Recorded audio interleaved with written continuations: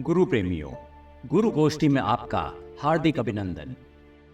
आज की गुरु गोष्ठी का विषय है ओशो श्री रजनीश को भगवान कहने पर इतनी आपत्ति क्यों है। गुरु प्रेमियों, अगर आप ओशो की जीवनी से परिचित हैं तो आप जानते होंगे कि 1971 में श्री रजनीश ने अपने नाम के सामने से आचार्य शब्द हटाकर भगवान से प्रतिस्थापित कर दिया था। उस समय की मीडिया और समाज के एक वर्ग ने इसका जबरदस्त विरोध किया और अनेकों लेख लिखकर उन्हें अपमानित करते रहे। Self styled godman, the godless messiah, the rich man's guru जैसे शब्दों का निर्माण कर वे लगातार श्री रजनीश पर निशाना साधते रहे। ये लेख इतने भद्दे होते थे कि समाज में भय और घृणा पैदा कर सकें, और यही उनका मकसद भी था। मूल रूप से उनका विरोध इस बात से था कि कोई मनुष्य अपने नाम के सामने भगवान शब्द का प्रयोग कैसे कर सकता है, और साथ ही एक आध्यात्मिक गुरु इतना सामंत कैसे हो सकता है कि 80 से ज्यादा रोल्स रॉयस कार में सफर कर सके। उनके गुरु की परिकल्पना शायद यह थी कि एक बूढ़ा सा निर्बल सा व्यक्ति धोती पहने हाथ में भिक्षा पात्र लिए भिक्षा की प्रतीक्षा में हो। श्री रजनीश इस परिकल्पना के बिल्कुल विपरीत में थे, परंतु लिखने वाले यह भूल गए थे कि हिंदू सनातन परंपरा में भगवान और प्रभु जी जैसे शब्दों का प्रयोग होता रहा है। अतिथि हो या गुरु या कोई महात्मा, भगवान शब्द का प्रयोग उस दिव्य आत्मा के लिए है जो हर मनुष्य के भीतर विद्यमान है।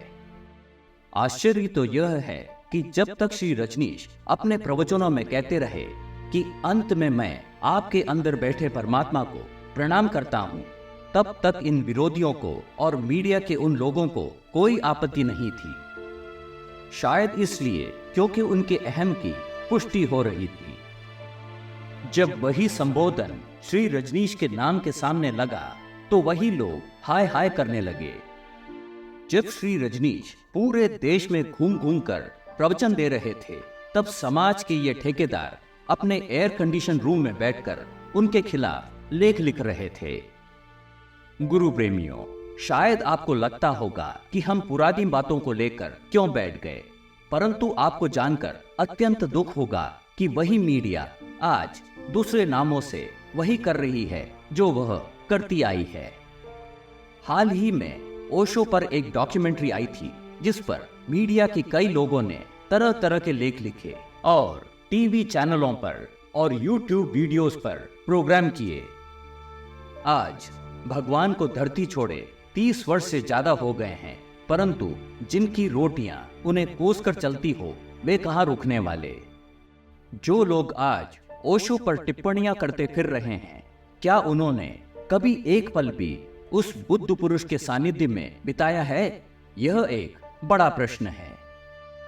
गुरु प्रेमियों, यह उस नासमझ की भांति है जिसने चंद्रदेव से रुष्ट होकर उन पर थूकने का प्रयास किया। इसका परिणाम क्या निकला होगा, इससे कहने की आवश्यकता नहीं है। रही बात भगवान शब्द के संबोधन की, तो सच्चाई तो यह है कि सनातन परंपरा में व्यक्ति विशेष की भूमिका के आधार पर उनका संबोधन होता है। जब पिता गुरु की भूमिका में आ जाए तो बेटे का धर्म है कि वह उन्हें गुरु जानकर गुरुदेव भगवान या प्रभु शब्द से संबोधित करे, ना कि पिताजी कहकर।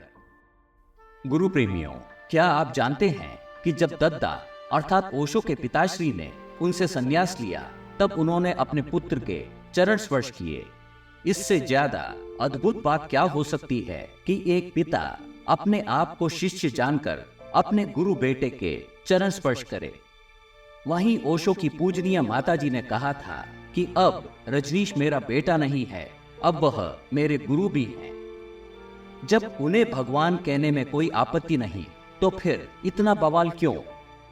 हिंदू सनातन धर्म तो कहता है गुरु ब्रह्मा गुरु विष्णु गुरु देवो महेश्वरः गुरु साक्षात परब्रह्म तस्मै श्री गुरुवे नमः।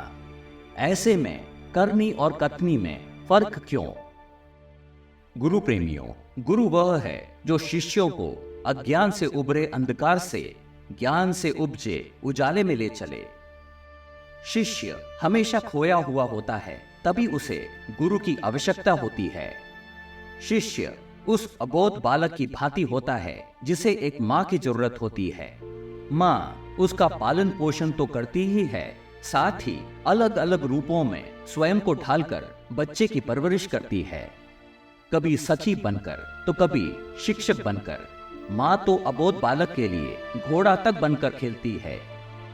अगर ऐसे में बालक माँ को शिक्षक कहकर पुकारे तो क्या माँ उसे न समझाएगी कि वह शिक्षक नहीं, माँ है। माँ से शिक्षा पाकर बच्चा उन्हें माता का आदर, प्रेम और सम्मान देता है।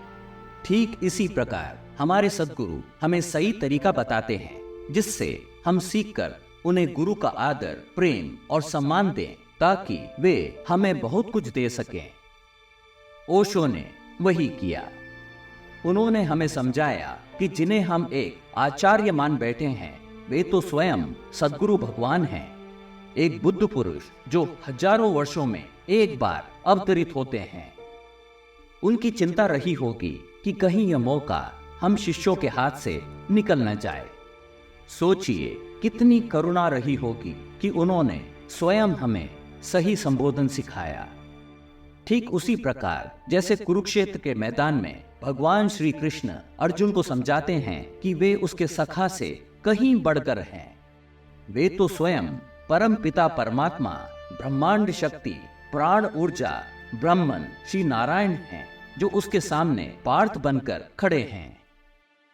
गुरु प्रेमियों, उस समय के प्रकाशन गृहों ने ओशो की किताब को छापने से सिर्फ इसलिए मना कर दिया था क्योंकि उनके नाम के आगे भगवान शब्द लगा था।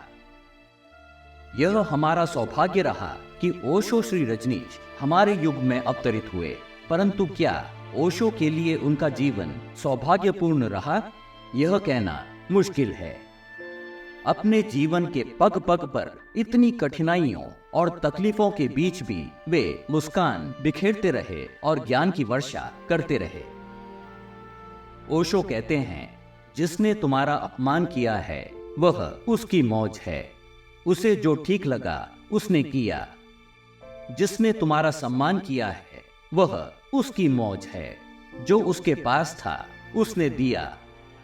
तुम अपमान और सम्मान दोनों को एक ही धन्यवाद के भाव से स्वीकार कर लेना, दोनों का आभार प्रकट कर लेना और आंख मूंद कर ध्यान में उतर जाना।